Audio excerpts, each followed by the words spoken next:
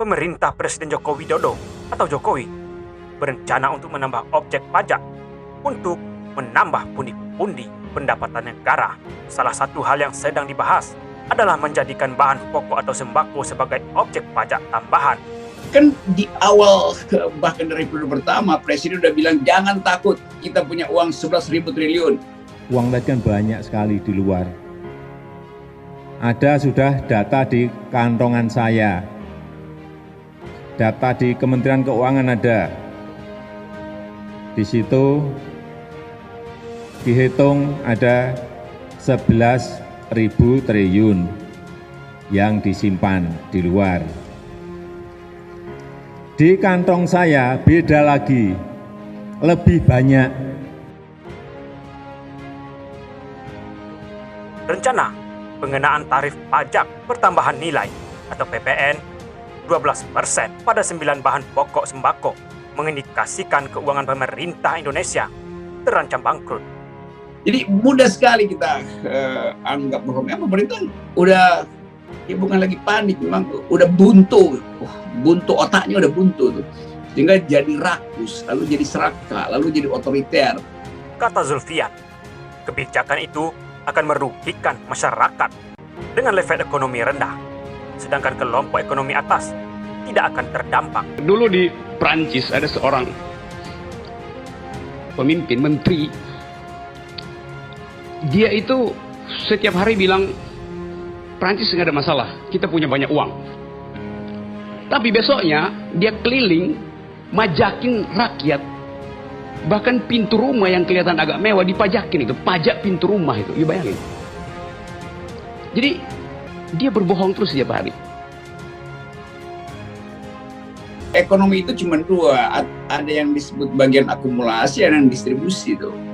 Nah, pajak itu adalah bagian distribusi, didistribusikan pada rakyat.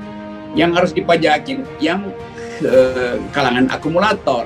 Tapi yang terjadi sebaliknya tuh, kaum akumulasi diberi pajak 0 untuk mobil mewah. Yang mestinya dapat distribusi dipajakin, bahkan kulit telurnya bakal dipajakin. Kalau itu berlaku, ya benar-benar zalim, karena yang merasakan itu orang kecil, orang atas tak akan merasakan. Pajak itu adalah cara biadab untuk mempertahankan peradaban. Yaitu kita bayar pajak supaya kita bisa tagih pada pemerintah. Tapi bukan berarti kita diperas oleh pemerintah, kan ini kurang ajarnya kan. Peneliti Indeks Zulfian Syafrian mengatakan, dalam situasi ekonomi sulit saat ini, sangat tidak tepat jika pemerintah akan memberlakukan PPN 12% pada kelompok sembako. Kata Zulfian, kebijakan itu akan merugikan masyarakat dengan level ekonomi rendah, sedangkan kelompok ekonomi atas tidak akan terdampak.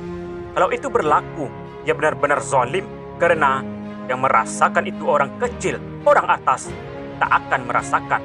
Karena barang primer, 2/3 pendapatan orang miskin, jadinya hanya untuk mencukupi untuk makan. Demikian kata Zulfian kepada kantor berita politik Ermol, Jumat 11 Juni.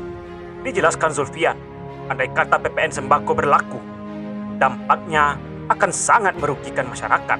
Ia kemudian mengkalkulasikan apabila setiap kepala keluarga memiliki penghasilan 1 juta rupiah, kebutuhan kontrakan, listrik, dan sekolah anak akan sulit terpenuhi. Seharusnya, kata Zulfian, dalam situasi ekonomi sulit karena pandemi virus corona baru atau COVID-19, pemerintah harus memberi subsidi untuk meringankan. Secara objektif, Zulfian menengarai wacana peningkatan PPN yang belakangan disorot publik untuk mengindikasikan bahwa keuangan negara sedang mengalami defisit yang terus membesar. Apalagi bacaan Zulfian untuk menutupi defisit Indonesia belum mendapatkan kepercayaan para pemberi pinjaman.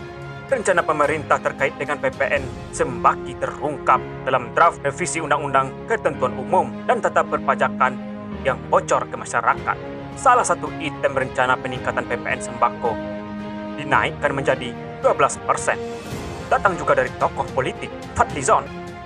Tolak pajak sembako bikin hidup rakyat makin susah. Anggota DPR RI Fadlizon menolak memberlakukan pajak untuk sembako. Ia menyebut rencana pemberlakukan pajak tersebut membuat rakyat makin sulit. Fadlizon menilai memberlakukan pajak baru tersebut justru akan semakin membebani rakyat Indonesia. Hal itu disampaikan oleh Fadlizon melalui akun Twitternya @Fadlizon. Setuju harus ditolak rencana pajak untuk sembako. Membuat hidup rakyat makin susah, kata Fadlizon, seperti dikutip suara.com.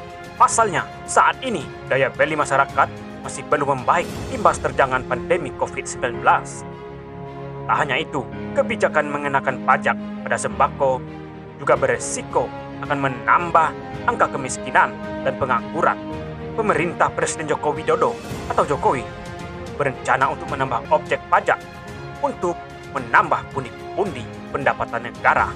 Salah satu hal yang sedang dibahas adalah menjadikan bahan pokok atau sembako sebagai objek pajak tambahan nilai atau PPN. Direktur Penyuluhan Pelayanan dan Hubungan Masyarakat Nail Maldrin Nur mengatakan hingga saat ini wacana tersebut masih dalam tahap penggodokan bersama-sama dengan pihak terkait. Perlu kami sampaikan bahwa sampai saat ini rancangan mengenai tarif PPN dan seksama yang mengikutinya masih menunggu pembahasan, kata Neil saat dihubungi suara.com. Dalam rapat kerja antara pemerintah dan Badan Anggaran atau Banggar DPR RI Kamis 10 Juni, para anggota Dewan secara serentak menolak wacana pemerintah yang ingin mengenakan tarif pajak pertambahan nilai atau PPN pada produk sembako. Yang paling keras bersuara adalah anggota dari fraksi Partai Gerindra, Wihadi Wiyanto.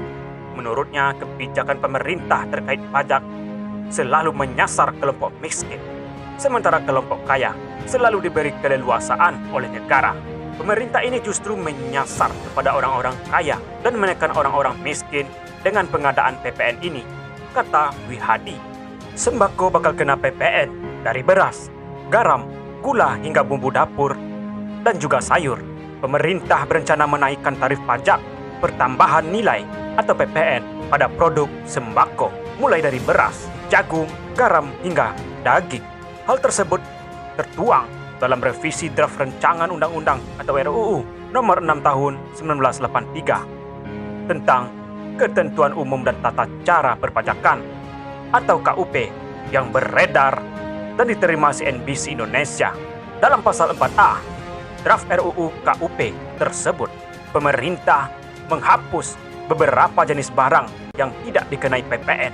Beberapa kelompok barang tersebut diantaranya barang hasil pertambangan atau hasil pengeboran yang diambil langsung dari sumbernya, tidak termasuk hasil pertambangan batu bara, serta menghapus barang kebutuhan pokok yang sangat dibutuhkan oleh rakyat banyak